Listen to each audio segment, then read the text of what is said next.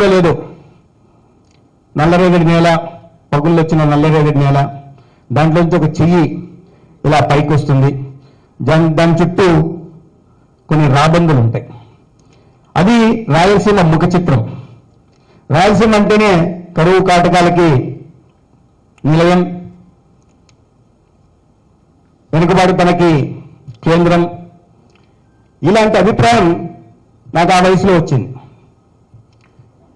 కానీ ఇవాళ చూస్తే పరిస్థితుల్లో ఎంత మార్పు వచ్చిందో మనం చూడొచ్చు. ఇవాళ ప్రపంచంలో ఏ ప్రాంతంతోనైనా ఒక ఆరోగ్యకరమైన పోటీ ఇవ్వగలిగిన పరిస్థితి ఇవాళ రాయలసీమ ప్రాంతానికి ఉంది.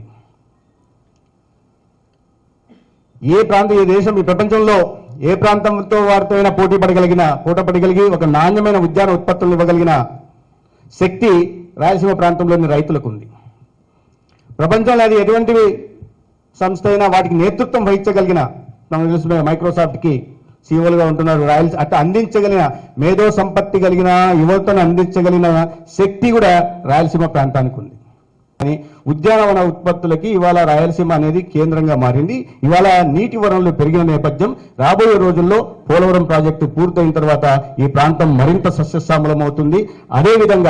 అదేవిధంగా ఈ గోదావరి కావేరి అనుసంధానం ఏదైతే జరుగుతుందో దాని తర్వాత రాయలసీమ రూపురేఖలు వ్యవసాయ రంగంగా మారిపోతాయనే విషయంలో ఎటువంటి అనుమానం లేదు. అయితే వాటిని అందిపుచ్చుకోవాల్సిన పరిస్థితి మాత్రం కావాల్సిన పొలిటికల్ విల్ కావాలి, దాన్ని పూర్తి చేయాల్సినది కావాలి. ఇవాళ కేంద్రంలో రాష్ట్రంలో అటువంటి పొలిటికల్ విల్ కలిగిన నాయకత్వం ఉందన్న విషయం కూడా మనకు తెలుసు.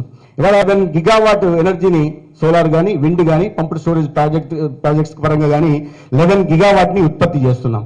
దేశంలో మొత్తం 280 గిగావాట్లు ఇవాళ ఈ క్లీన్ ఎనర్జీ జనరేట్ అవుతుంది. దాంట్లో 11 గిగావాట్లు మన రాయలసీమ ప్రాంతం నుంచి మాత్రమే అవుతుంది. అనంతపూర్ నుంచి, కర్నూలు నుంచి లేదా కడప ప్రాంతం నుంచి. ఇవి కాకుండా మొత్తం మనం 2030 నాటికి 500 గిగావాట్లు జనరేట్ చేయాలి. మనం ఇవాళ ఆధారపడడం ఇంపోర్ట్స్ మీద ఆధారపడాల్సిన పరిస్థితుల నుంచి, ఆయిల్ గురించి కావచ్చు, ఇతర వాటికి ఆ డిపెండెన్స్ తగ్గించడం కోసం ప్రధానమంత్రి నరేంద్ర మోడీ గారు తీసుకున్న అనేక నిర్ణయాల భాగంగా ఎనర్జీ సెక్యూరిటీ మీద ప్రత్యేకంగా పెట్టారు. దానికి సంబంధించి అనేక రకాలైన సబ్సిడీలు, ప్రోత్సాహకాలు ఇవ్వడం కానీ, లేదా ప్రొడక్టివ్ లింక్డ్ ఇన్సెంటివ్ సోలార్ రంగంలో ఇచ్చిన కారణంగా ఇవాళ సోలార్ మీద, విండ్ మీద ప్రత్యేకంగా దృష్టి పెట్టడం. రాష్ట్రంలో ప్రధానంగా ముఖ్యమంత్రి గారు ఈ మధ్య కాలంలో 2 సంవత్సరాల్లోనే 31 SIPP ప్రాజెక్టులకి ఇవాళ ఆమోదం తెలిపితే 3,94,000 కోట్లు ఇవాళ రాయలసీమ ప్రాంతంలో క్లీన్ ఎనర్జీ కోసం రాబోతున్నాయి. 2030 నాటికి 25 గిగావాట్లు క్లీన్ ఎనర్జీని మనం జనరేట్ చేయబోతున్నాం. అంటే